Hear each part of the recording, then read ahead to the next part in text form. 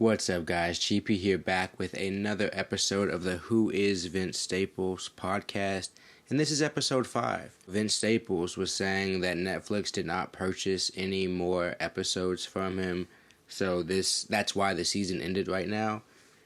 I guess this is my platform to advocate for there to be a second season. I don't know what we can really do about that, but I am making this show to highlight a show that I think is very good, a show that I think is very relatable, and a show that I think is important. As I start to do episode 5 and perhaps wrap up this podcast, perhaps forever, maybe not, I just want to say that I think the show should stay on air, and I think Vince Staples did a very, very good job with this show of having some common themes that we see in other episodes, or other shows, but doing it his own way. Without further ado, episode 5 of the Who is Vince Staples podcast, and the name of the episode is White Boy. I stay out the way and get my money up. That's right. Praying to the Lord I make it safely home. Vincent, come on, sweetie. Good morning. Let's get up. So to start the episode, it shows to me just a peaceful family, and clearly Vince Staples as a young person. His mother's younger. There's his father, and his mother is in good spirits. She's a nice woman. Like, she's getting him up in the morning. She's peacefully getting up in the morning. It's not judgmental. She's not drinking alcohol. She's not smoking yet in the morning. She's just chilling, enjoying her morning, enjoying it with her husband and her son. They're eating breakfast, stuff like that. And the episode quickly progresses to where it shows his dad drinking, which if it's in the morning and everybody just woke up and the mom just said she doesn't trust the person that the father said he's going to go spend time with, just a little bit of quick foreshadowing. Something happened with the father, and then it just shows the progression of Vince as he gets older, as well as his mom. She's already got a glass of some liquor mixture in her cup, and she's smoking a cigarette, and clearly not the same cheery woman she was at the beginning of the episode. Your daddy wrote us. Said he got the pictures that we sent. Said you get real big. You gonna shoot right by us. Hey, he really wishes he could be here.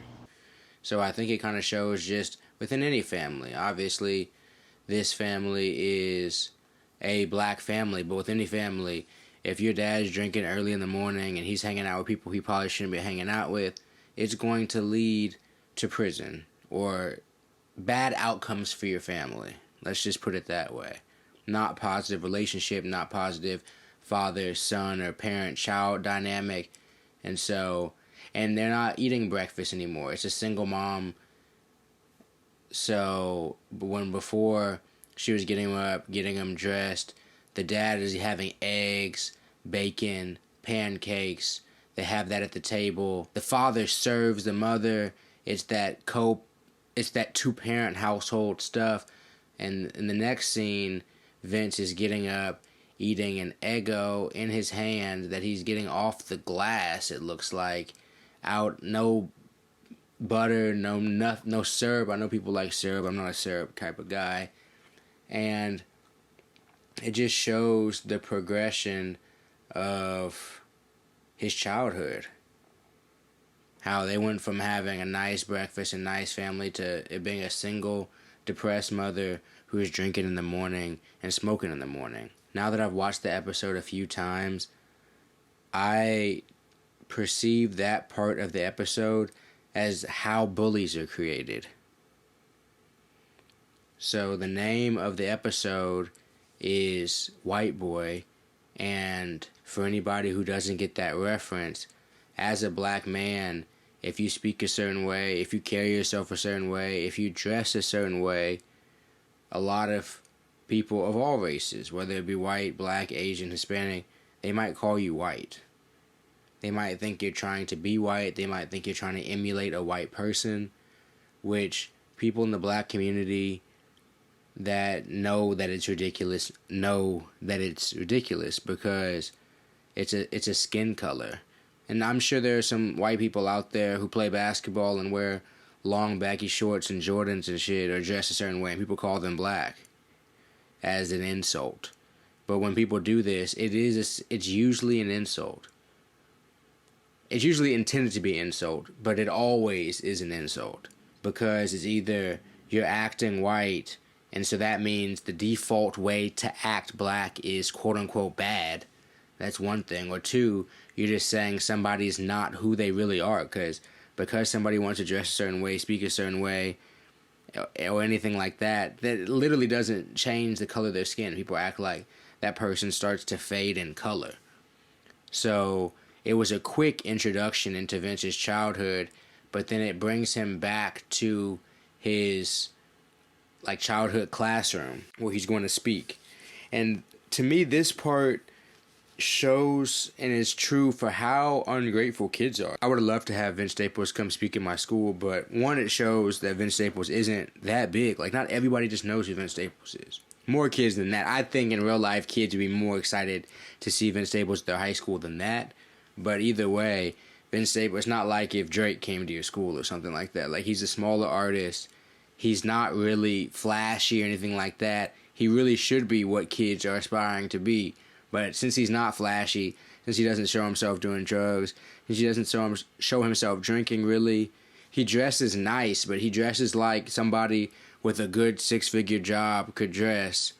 Not necessarily like some crazy rich rapper with chains and diamonds in their ears and diamond encrusted watches and stuff like that. He doesn't really dress like that, at least in the show. So I think the kids just don't see him as goals in the same type of way. And clearly he's there to do something good, but he's texting in the beginning and stuff. He's chilling and he walks up and clearly not really prepared. How y'all doing? My name is Vince Staples. And a kid immediately asks, "Can I go to the bathroom?" And the kid goes and he sells some weed to one of his classmates. Sitting in class with weed in your backpack. I know this is normal some places with kids and stuff, but this is wild. They meet in the stall and they smoke a blunt together while just sitting in the bathroom. And I know this is normal. Not normal, but kids do this in school. I think just showing what school is like. And it just gives us something different to watch while Vince is talking, because there's no reason for us as viewers of the show to really pay attention to what Vince is doing. This some kill. I know. I'm El Chapo, nigga. I thought it was interesting that the teacher said next week is Billie Jean King, when at the beginning of the class she said all of our speakers are going to be black people. Billie Jean King does sound like it could be a black name, so I don't know if that's what the joke is or if they just forgot they wrote that in the line earlier. I doubt they forgot that. I'm sure that was an intentional joke because, like I said, Billie Jean King sounds like it's possibly black. And I looked her up. Not that I didn't know who she was, but she really is from Long Beach, so she probably did go to the same high school as Vince Staples. But I thought that was funny how they added that in. And then Vince meets the kid that they called white boys in high school now son, now that Vince is older. And the boy had already known about Vince before he got to school that day. So they knew Vince was going to come speak. The boy had talked to his father that Vince was coming, and then the father told the boy about him and Vince's relationship. They gave you both nicknames. What was his? White boy. Yeah, that's white. No. I don't remember. Tell him his friends. You're not friends. When the little boy tells Vince that him and his dad not friends, but he told him about it, he knows there's a problem. Because you wouldn't tell your kid about somebody unless you're friends or your enemies. You would say, that was my friend when we were growing up, or you would be like, nah, I hate that nigga. As soon as the son brought up, Vince Staples has come speaking in our class, I bet the dad tensed up and was just like, who? And the son may have been excited when he first said that. So the son knows, though, that him and Vince have an issue. So in the first episode, he called from jail. During the family reunion episode, he was getting a call from jail. At the beginning of this episode, his dad's in jail and saying that he misses him from jail. And now he calls a friend in jail to get advice. First off, somebody has to have a phone for you to call them in jail. Calls come from jail out. Vince was like, bro, I need to talk to this dude, and he called his friend who's in jail. That's funny because, yeah, the dude would have to have a cell phone. He'd have to have some type of burner hidden in his cell or something to receive a call coming from outside of jail. Wait. He had an afro? Yeah, like a young Michael Jackson. Same voice, too. You just ran into a little nigga with a Huey Freeman afro who say his dad, who's a nigga named White Boy, got some type of childhood animosity? Shit, take this from a nigga in jail, bro. You in danger. It's funny that that's who Vince goes to for advice. He probably was asking the one person he knew about White Boy, but the other person who would have been bullying the guy named White Boy is in jail. So Vince is, because bullies are made from poor, like, home situations. That's how bullies are like created.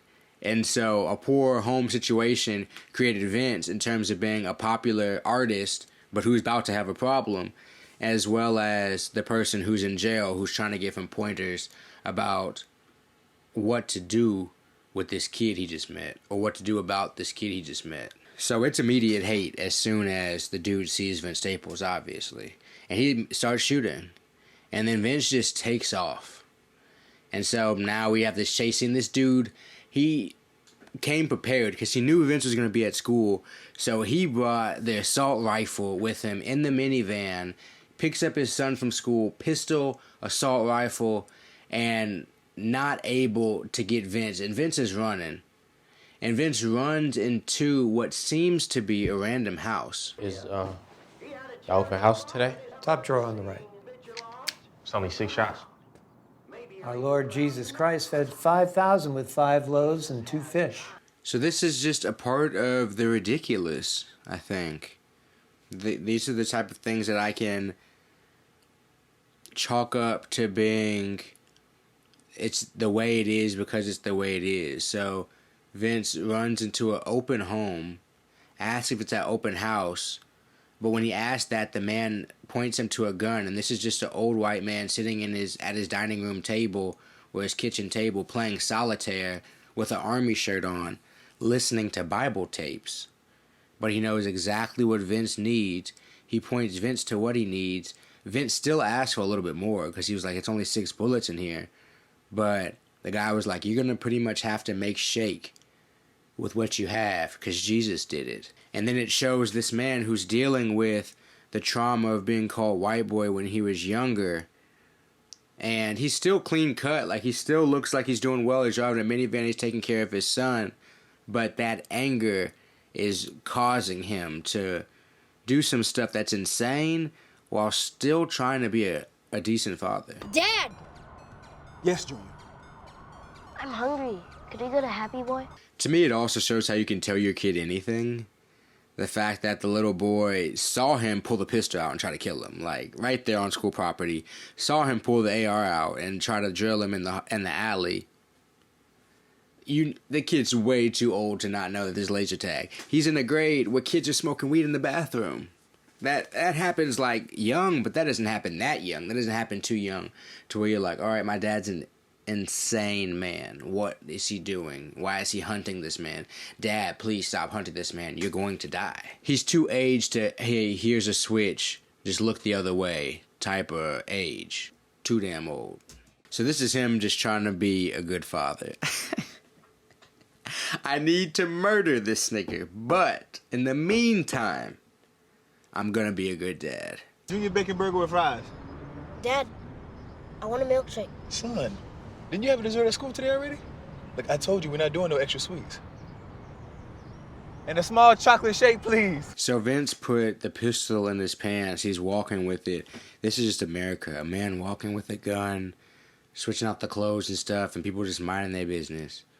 I swear that's just some American shit, because clearly the gun was out. People in that place would see that this man was carrying a gun. I don't get why, really, he changed his clothes. I get the attempt, but he doesn't look any less like Vince Staples. He didn't put a disguise on. When the man sees him, he's still going to immediately know he's Vince Staples. Like, it didn't make sense to me as an idea.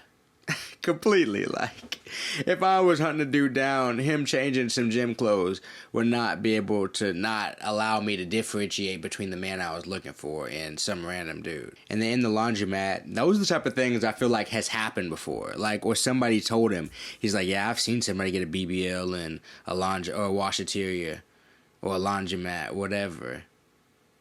I feel like that can happen at any time because there's a lot of people and a lot of, I mean, mostly women when it comes to BBLs out here getting them in unsafe conditions because the price is better. Unsanctioned doctors offices, and he's just adding that little bit of like randomness into the show, I think.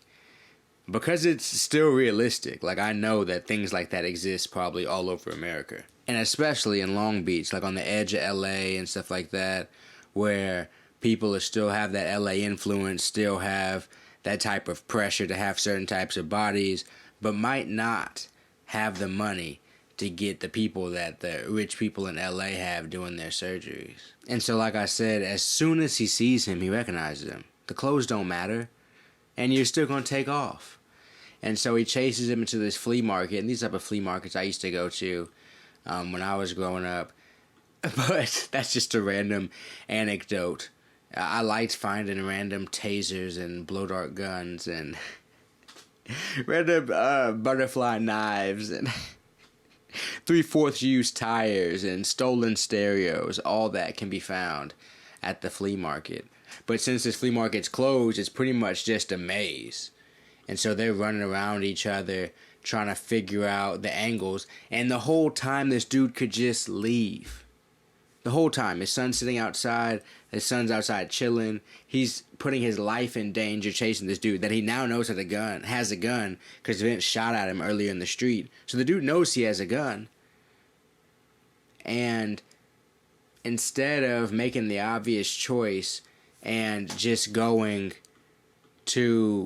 back to the car, forgetting about it, realizing it was stupid, what he was doing, and moving on, he tries to hunt Vince down inside in the dark, and we have to guess it's literally just because he was bullied and called white boy as a kid. Come on, Vince. What happened to all that gangster shit in the videos? You don't like that. So Vince sees the kid, and in reality, you almost have to think about killing that kid. As sick as what I just said sounds. Because that kid knows exactly who you are. You literally spoke to him in his class. And he saw you go in there with his father, and you saw him be the only one that came out. That kid is dangerous in a couple years. They're like in high school. Yeah, they're in high school. That kid's like a freshman in high school. So in a couple years, that kid is dangerous. He is coming back for Vince. This problem is now not over. And it started because he called this kid's father white boy in high school because his dad couldn't stop drinking in the mornings. And so episode 5, I'm guessing they had known they weren't going to sell any more episodes by the time episode 5 came around, perhaps, because Vince sat down and he did it the exact same way in the first episode. After a crazy hectic day, after almost dying, in the first episode he's about to get stabbed. In this one, somebody was trying to shoot him. He sits down, his piece is at home. He gets to relax. He puts the gun on the table. It's casual. There's nothing different about the fact because he seemingly takes the strap everywhere he goes. His girl comes, give him a kiss. They chill on the couch. And that's kind of just life.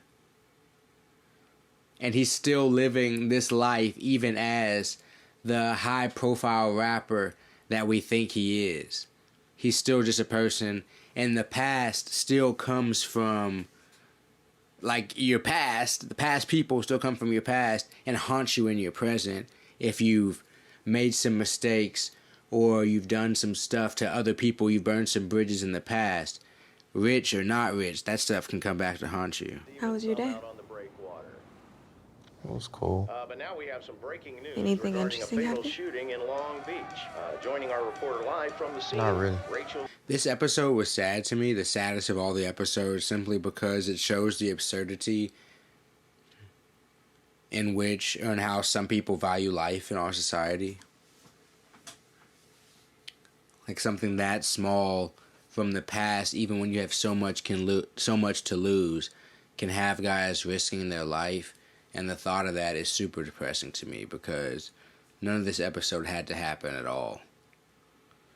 And things like this happen in real life all the time, where people are losing their life, and young people, fathers, all types of people all types of people who shouldn't be losing their life are losing their life over the stupidest stuff. And I think Vince did a very good job of showing how, one, like I said, the past can haunt you, but two, sometimes you just gotta let stuff go.